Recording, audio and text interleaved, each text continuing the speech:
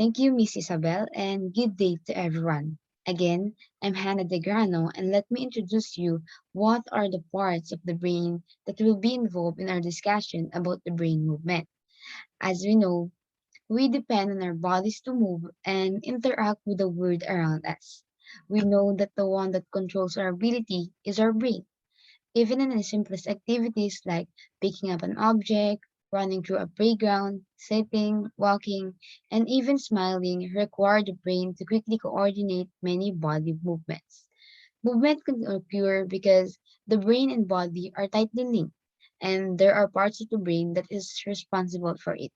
So here, as you can see at the screen, we have four parts that involve in our brain movement that will be discussed onward, which is the cerebral cortex, motor cortex, cerebellum, and basal ganglia. So the first one is cerebral cortex. You guys are familiar with cerebrum, right? It is the largest area in the brain. If you see this, if you can see in this picture, the yellow one is the cerebrum.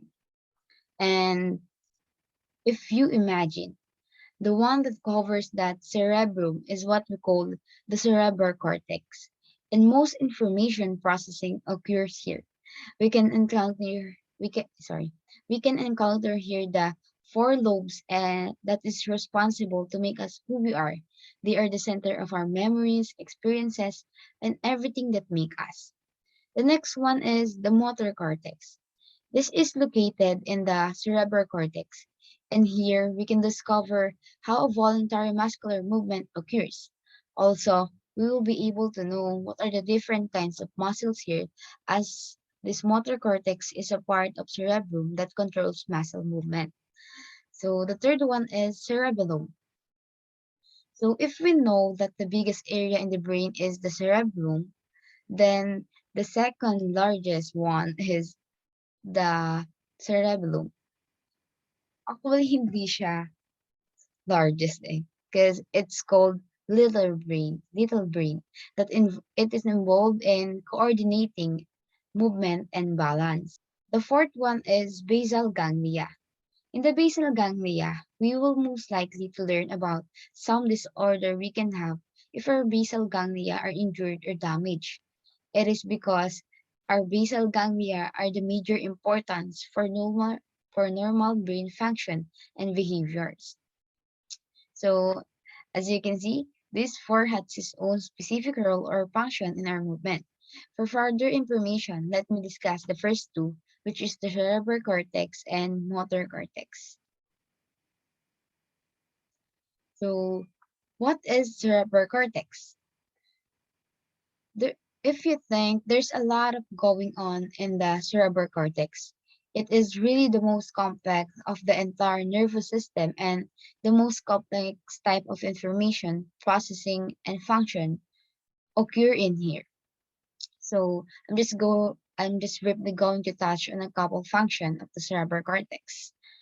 So, cerebral cortex is the outermost layer of the brain that is associated with our highest mental capabilities. Example of that is thinking, perceiving, processing, and understanding language. Sometimes it is also classified as cerebral mantle because it covers the cerebrum. It's also called layering cover of the cerebrum. The cerebral cortex is primarily constructed of gray matter.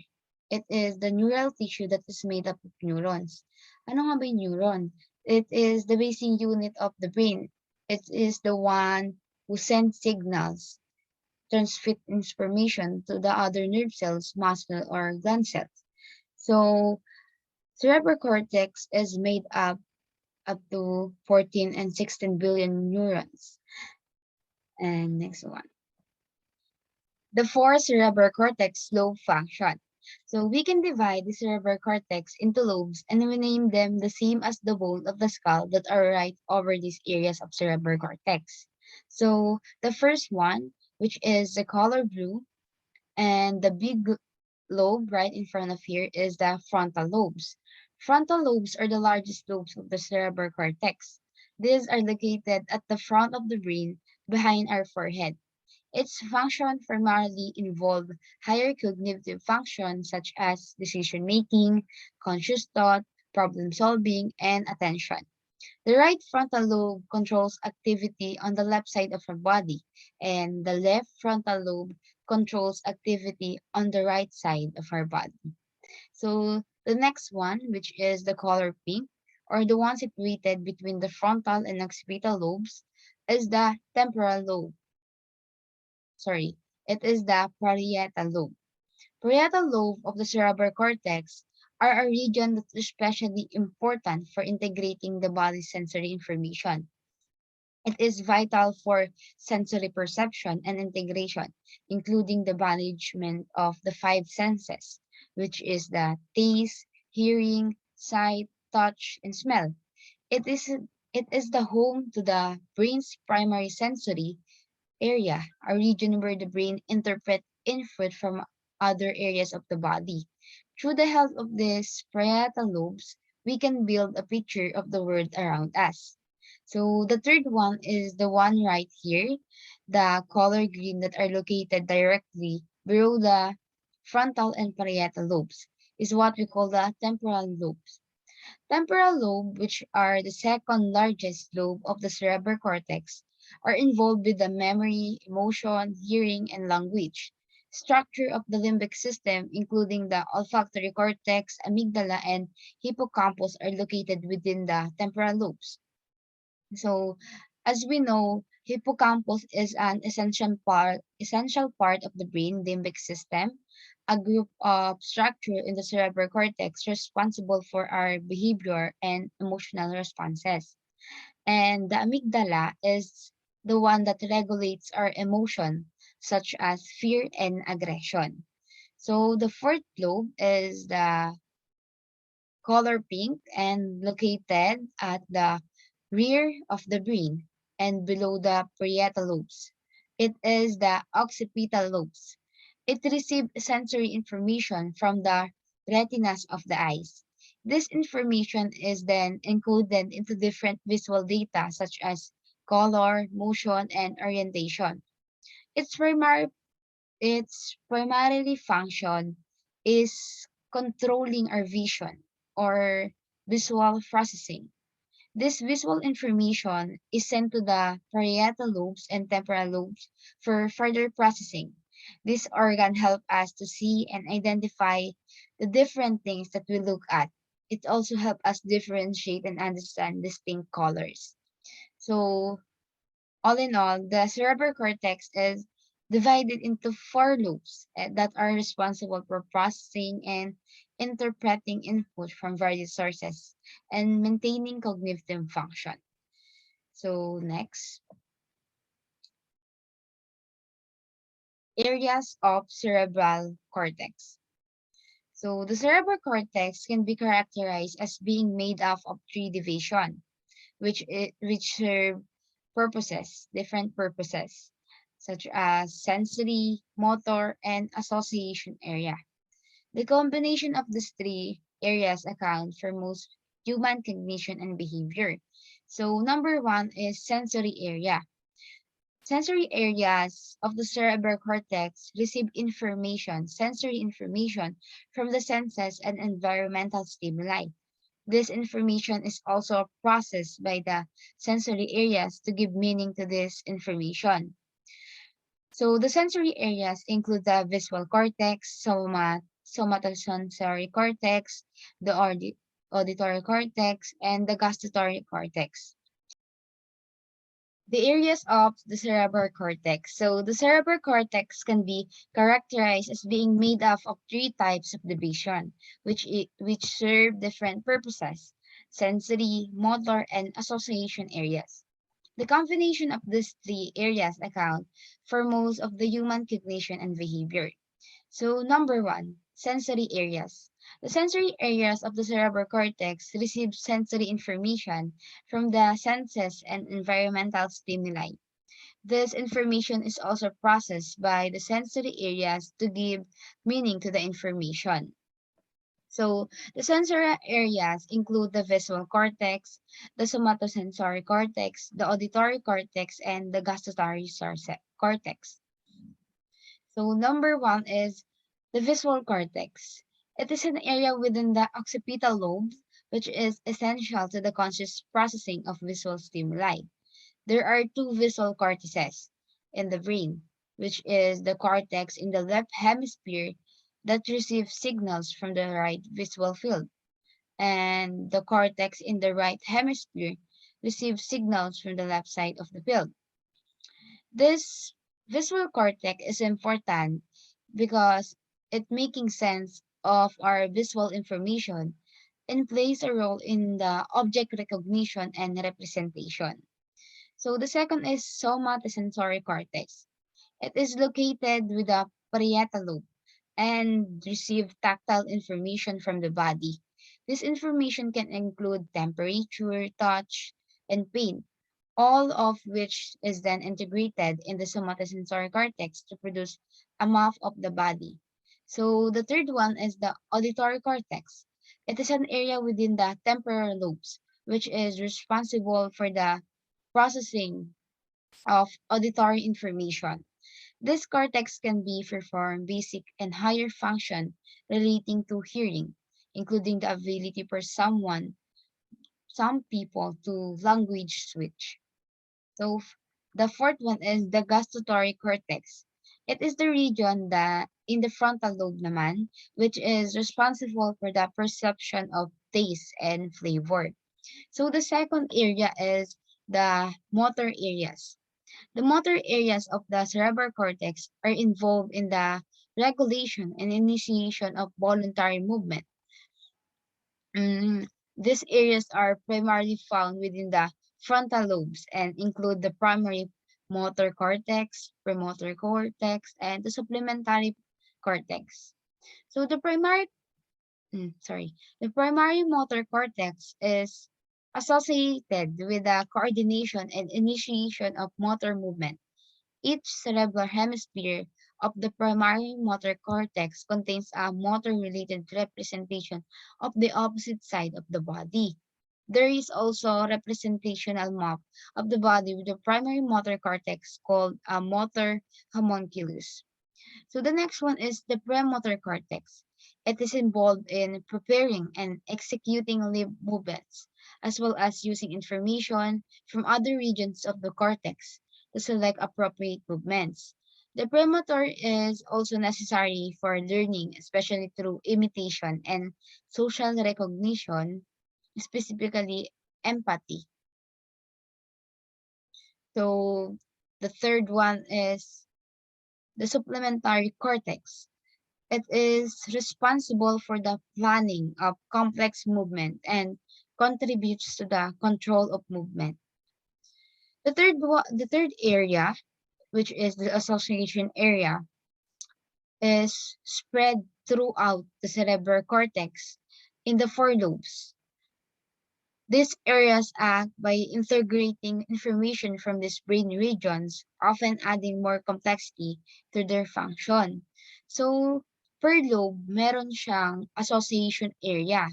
So, ang association areas within the frontal lobes are involved in key processes such as planning, thinking, and feeling. These areas are also play a role in personality and controlling emotional behavior. So, association area naman within the parietal lobe are involved in spatial skills such as spatial awareness and reasoning, as well as being responsible for paying attention to the visual stimuli in the environment. When we say spatial awareness, parang the space around us. Kunwari, may nakikita kang baso. Aware ka na malayo yung baso, ganon. So, in the temporal lobes naman, association area function primarily in the memory processes, such as helping to process procedural or episodic memories. These areas also communicate with other lobes of the cortex so they can complete the memory related processes. So the fourth lobe, which is the occipital lobe association, occipital lobe. The association areas here help to facilitate visual manner, memories. Sorry. Um, associ- ulit. Again, sorry. Occipital lobe association area. It's facilitate memories associated with visual to be retained as well as enabling us to think visual manner. These areas in the occipital lobes are also communicate with other lobe of the cortex to assimilate visual information with memory, sound, language, to understand visual stimuli. So that's the three areas of cerebral cortex. Then let me again widen your knowledge about the motor cortex, which is also a part of motor areas. So what is motor cortex and what does it do? So basically, like what I said, motor cortex is still a part of motor areas and it is located in the cerebral cortex region that is responsible for the planning, control, and implementation of voluntary movements. Cerebral cortex is 2 to 3 millimeter thick. That's about 40% of the mass of the entire brain. It's also the major part of the cerebral gray matter. So the part of the brain that control muscle movement is also motor cortex. It sends electrical impulses to our muscles in order to move them. It's like it's in charge of all voluntary muscle movements, from walking down the street, jumping, sitting, to eating a cupcake. So next. So as I say kanina, as I said, sorry, kanina, the motor cortex is the region that controls the body's muscle and voluntary movements. So, what is muscle? Muscle is a band or a bundle of fibrous tissue in a human or animal body that has the ability to contract, producing movement or maintaining the position of the parts of the body. We know naman na the muscle because it was taught to us. So it is the part of the muscular system that is responsible for functions such as maintenance of posture, locomotion, and control of various circulatory system. So the muscular system is closely associated with the skeletal system because it's facilitating movement then. So both voluntary and involuntary muscular system function are controlled by the nervous system. So,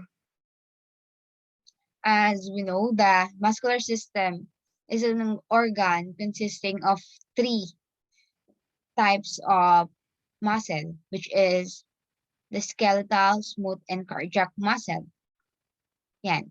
There are three classifications describe three distinct muscle types, as I said nga. So the number one is skeletal muscle. It is voluntary and stratified. So when we say skeletal muscle, it is attached to attached to and move bones by contracting, relaxing in response to voluntary messages from the nervous system.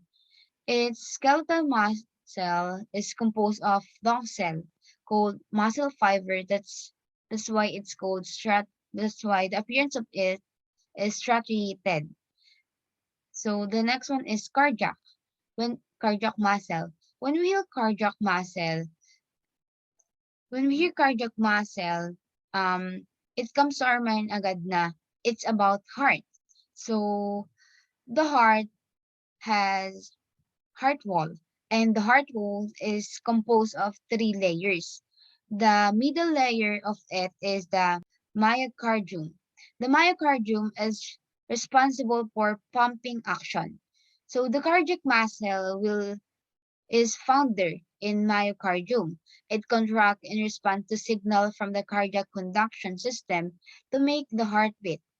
Cardiac muscle is made from cell called cardiocyte. Like skeletal muscle cells, cardiocytes has striated appearance, but their overall structure is shorter and thicker. So the third one is smooth muscle. Smooth muscle is involuntary and non-striated. It is found in the walls of hollow organs throughout the body. Smooth muscle contraction are involuntary movements triggered by the impulses that travel through the autonomic nervous system to those smooth muscle tissue. So we can see this in our stomach, digestive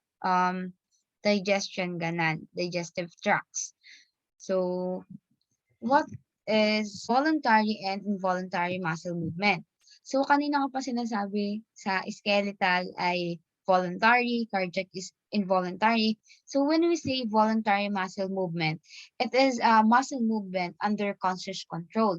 Ibig sabihin, tayo yung nag-iisip, tayo yung nag-iisip kung paano igalaw yung sarili natin. Kunwari ito, open and close. Then, yung involuntary muscle movement naman, a muscle movement not under conscious control.